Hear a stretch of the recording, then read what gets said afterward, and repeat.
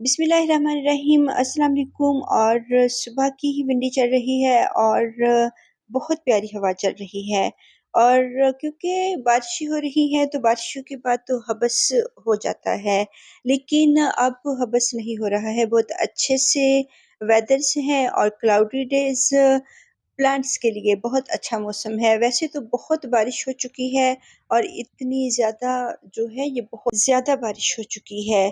तो अब जो है बहुत अच्छा-सा वेदर है और विंडी चल रही है और इसमें हम बहुत अच्छा-सा गार्डन वर्क कर सकते हैं। और आज का प्लांट है बटरफ्लाई पी प्लांट, इसको एप्राजिटा प्लांट भी कहते हैं।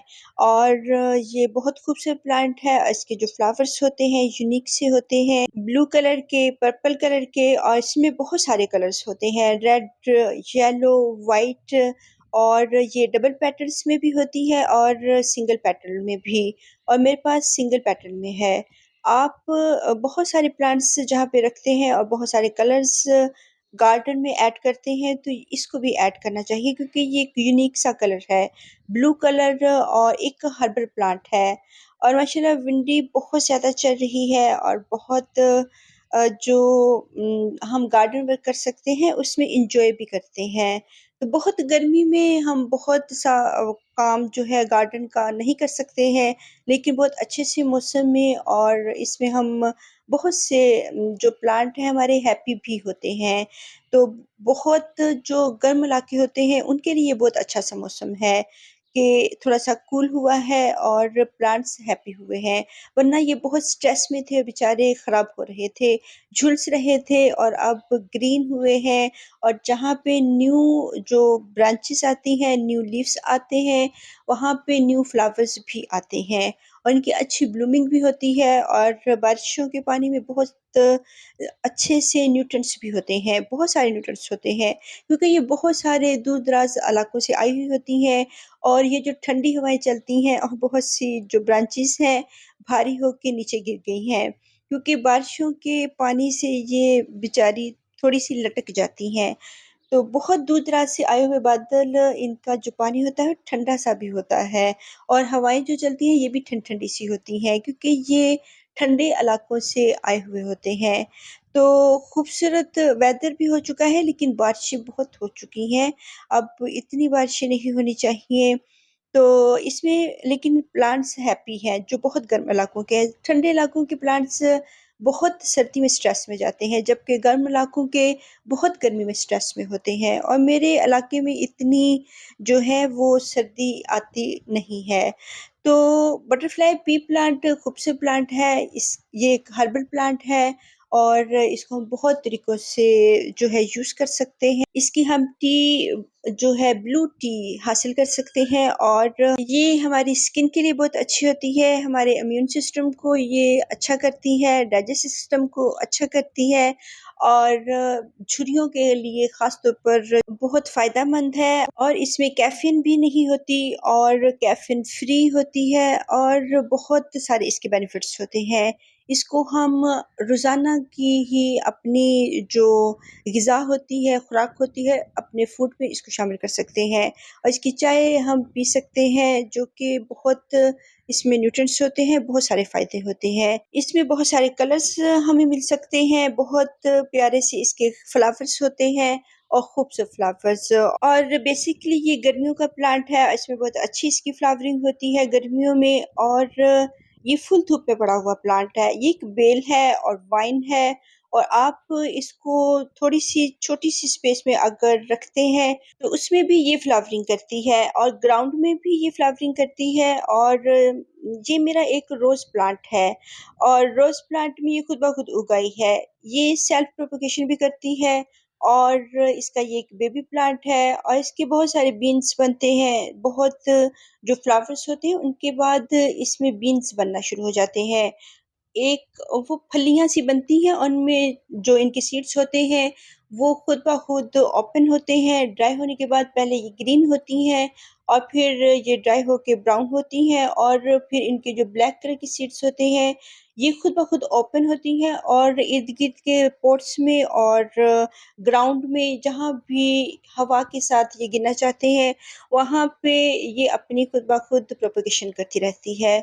और खूबसूरत एक बेल है, एक वाइन है, जो कि अपनी सेल्फ प्रोपेगेशन करती है। बहुत सारे इधर-उधर के पॉट्स में अपने बेबीज़ जो इसके सीड्स गिरते हैं, उसे बेबी प्लांट्स बनाती है और ये फिर उधर ग्रो करना शुरू हो जाते हैं। यहाँ पे मेरी एक रेलवे क्रीपर वाइन भी ग्रो कर रही है, उसकी ब्लूमिंग भी हो रही है। ब्लू बेल ये प्लांट्स हैं और यहाँ पे मेरी ऑरेंज टिकोमा वाइन भी यहाँ पे ग्रो कर रही है। तो 3 यहाँ पे जो वाइन्स हैं वो ग्रो कर रही हैं एक ही पॉट में। तो जो बहुत सारे कलर्स हमें एक ही जगह पर हासिल होते हैं, कुछ ब्लू कलर्स, कुछ ऑरेंज, कुछ डार्क और कुछ पर्पल कलर्स। तो ये जब एक ही टाइम में ब्लूम करती हैं तो बहुत खूबसूरत यहाँ पे इनके फ्लावर्स लगते हैं। और क्योंकि ये पॉट प्लांट्स हैं, तो पॉट प्लांट्स में हमें ज़्यादा केयर की ज़रूरत करनी पड़ती है और ज़्यादा इनको जो है, क्योंकि कम स्पेस में हमने इनको ग्रो किया हुआ होता है। अगर ज़्यादा स्पेस इनको मिलेगी बिग और बहुत ग्राउंड में इनको लगाएंगे तो ये फिर और ज़्यादा फैलती हैं और अच्छी तरह ग्रो करती हैं और इनमें भर के फ्लावरिंग आती है। और जितनी देर मैं वीडियो बनाती रही हूँ, विंडी चलती रही है और ये जो है 1 घंटे के लिए विंडी चलती रही है और वक्फे-वक्फे से बहुत देर तक हवाएँ चलती रही हैं, ठंडी हवाएँ हैं और बहुत खूबसूरत वेदर है। हालाँकि बारिश के बाद जो मौसम है बहुत हबस वाला और घुटन वाला और हवाएँ रुक जाती हैं।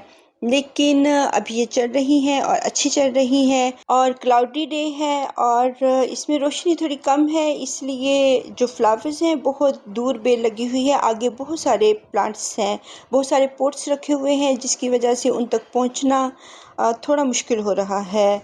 तो इसको थोड़ा सा ज़ूम करेंगे और इसमें बहुत सारी फ्लावरिंग हो रही है, रोज़ाना ही हो रही है क्योंकि इसमें बहुत सारी बड्स बनी हुई हैं और बारिशों के पानी से ही ये इतनी ग्रो हुई है। वरना तो जब बहुत गर्मी थी, ये स्ट्रेस में थी और इनको अगर रोज़ाना वाटरिंग भी कर रहे थे तो बहुत धूप में भी ये अच्छी फ्लावरिंग नहीं कर रही थी। और मेरे पास ये एक शेडी एरिया में भी एक इसकी बेल थी, वो भी बहुत अच्छी ग्रो कर रही थी। वो मैंने इसलिए ख़त्म की कि वहाँ पे मेरे सक्युलेंट प्लांट्स जो हैं वो ग्रो कर रहे हैं, तो इसलिए ये इसको बहुत ज़्यादा पानी की ज़रूरत होती है, जबकि सक्युलेंट्स को पानी की इतनी नीड नहीं होती है। तो उधर से फिर मैंने इनको कट कर दिया और इसको हम जो है, ये खुद ब खुद बहुत सारे पॉट्स में उगना शुरू हो जाती है क्योंकि ये सेल्फ प्रोपगेशन करती है और इसके बहुत सारे सीड्स उनमें गिरते हैं, जिससे बहुत सारी बेल्स हमें हासिल हो जाती हैं। तो ये जो है इसकी हमें वैसे भी अगर एक पॉट में रख रहे हैं तो इनको फर्टिलाइज़ भी करना पड़ता है। फर्टिलाइज़र के लिए हम इसको जो भी मैंने लिक्विड फर्टिलाइज़र, क्योंकि अब मेरा पॉट जो है ये बहुत सारी इसमें पौधे लगे हुए हैं, ब्रांचेस हैं और इसमें गोडी करना मुमकिन नहीं है। वरना अगर एक ही ये बेल लगी हो तो इसके साइडों पे थोड़ा-सा इनकी गोडी करें तो फिर इनमें थोड़ी-सी खाद ऐड कर सकते हैं। तो मेरे पॉट में खाद ऐड करने की जगह नहीं है, इसलिए मैं इसमें लिक्विड फर्टिलाइज़र यूज़ करती हूँ। और लिक्विड फर्टिलाइज़र में जो आपके पास बनी हुई हो आप इसमें ऐड कर सकते हैं। बहुत गर्मी में मैंने कोई लिक्विड फर्टिलाइज़र यूज़ नहीं की, बहुत स्ट्रेस में प्लांट थे, बहुत 48 टेम्परेचर था और इसको मैंने कोई भी फर्टिलाइज़र नहीं दी, वरना तो मेरी बेल जल जाती और ख़राब हो जाती। फरवरी के मंथ में आप इसको फर्टिलाइज़ करें और कोई भी फर्टिलाइज़र आप इसको दे सकते हैं जो आपके पास अवेलेबल हो। बहुत डाइल्यूट की हुई, बहुत हैवी किस्म की फर्टिलाइज़र ये लाइक नहीं करती है और इसकी बहुत पतली-पतली सी ब्रांचेस होती हैं। आप इसको 1 मंथ के बाद फर्टिलाइज़ कर सकते हैं और जो आपके पास लिक्विड फॉर्म में हो, जैसे कि जो एलोवेरास के जो लीव्स होते हैं वो आप फरवरी के मंथ में सर्दियों में यूज़ कर सकते हैं। गर्मियों में अगर मैंने यूज़ किए हैं तो उससे मेरे जो प्लांट्स होते हैं उनके लीव्स बर्न होते हैं और ख़राब हो जाते हैं। और साथ में ये मेरा जो नीचे रोज़ गार्डन है ये भी अच्छी ब्लूमिंग पे आया हुआ है। तो इसलिए मैं एलोवेरा की जो लिक्विड फर्टिलाइज़र है इसके लीव्स की एक पेस्टिसाइड के तौर पे यूज़ करती हूँ और बहुत डाइल्यूट की हुई, ताकि इसमें कीड़े ना हों। और नाइटिंगेल भी हैप्पी हैं, यहाँ पे बर्ड्स भी हैप्पी हैं। और बहुत गर्मी से अगर हम निकल के आए हैं, हमारे प्लांट्स, हमारे बर्ड्स तो सभी हैप्पी हैं। लिक्विड फॉर्म में हम इनको जो है अनियन पील्स और गार्लिक और पोटैटो पील्स की लिक्विड फर्टिलाइज़र 1 मंथ के बाद दे सकते हैं। और जिस मंथ में बहुत ज़्यादा पेस्ट लगते हैं, तकरीबन मार्च के मंथ में, जब जो वेदर होता है थोड़ा-सा होता है कि वो ना बहुत गर्मी होती है, ना बहुत सर्दी होती है, तो उसमें बहुत सारे पेस्ट आ जाते हैं गार्डन में। तो उस वक़्त आप इनको अनियन पील्स का लिक्विड फर्टिलाइज़र दें और मार्च के मंथ में आप इनको पोटैटो पील्स का लिक्विड फर्टिलाइज़र दें। तो ये जो पील्स होते हैं, इनको आप 24 आवर्स के लिए पानी में जो है उनको रखते हैं और फिर दूसरे दिन इनको बहुत डाइल्यूट करके तो आप अपने प्लांट्स को दे सकते हैं। तो 2-3 मंथ अगर हम इनको फर्टिलाइज़ करते हैं तो आगे बहुत गर्मी आ जाती है, फिर हम इनको कोई भी फर्टिलाइज़र नहीं देते। तो बरसात के मौसम में कोई भी फर्टिलाइज़ इनको करने की ज़रूरत नहीं है। तो बरसात के मौसम में जो बारिशें होती हैं, उनमें बहुत ज़्यादा न्यूट्रिएंट्स होते हैं और प्लांट्स बहुत हरे-भरे हो जाते हैं, खूबसूरत हो जाते हैं। तो जो लिक्विड हमने फर्टिलाइज़र यूज़ की हुई होती है, वो कहीं भी नहीं जाती हैं। वो हमारी जो सॉइल होती है, वो उसको अच्छा-सा सॉफ्ट करती हैं, वो इसके अंदर ही होती हैं, तो वो ज़ाया नहीं जाती हैं, बल्कि वो आने वाले दिनों में हमारे जो प्लांट्स होते हैं, उन्हीं से न्यूट्रिएंट्स हासिल करते हैं। और अगर बहुत सालों से इस पॉट में ग्रो कर रहे हैं 3-4 ईयर्स से, तो जो सॉइल हार्ड हो जाती है, उसको सॉफ्ट करने में मदद करते हैं। और सर्दियों में ये डोरमेंसी में होती है और इसके तमाम ही लीव्स झड़ जाते हैं और ब्रांचेस इसकी ड्राई हो जाती हैं और कुछ ड्राई होती हैं, कुछ ग्रीन ही रहती हैं। तो जो तमाम ही लीव्स इसके ख़त्म हो जाते हैं और ये प्लांट जो है जब मौसम बहार का आता है तो फिर इसके न्यू न्यू लीव्स आते हैं, न्यू ब्रांचेस आती हैं और फिर ये दोबारा से ग्रो करना शुरू कर देती है।